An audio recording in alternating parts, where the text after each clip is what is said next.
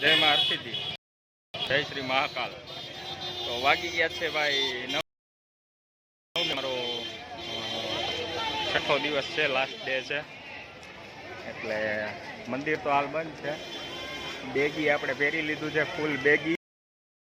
હવે જાય છીએ અમે નાસ્તો કરવા।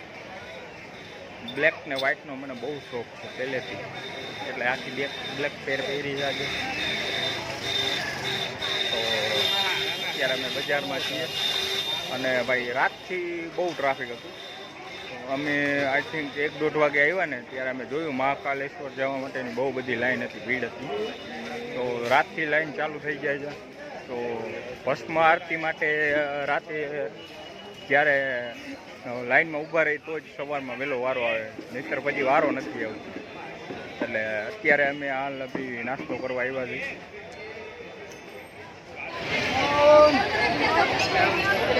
તો આખો દિવસ મંદિર ખુલ્લું હોય છે, એટલે બહુ ભીડ હોય છે।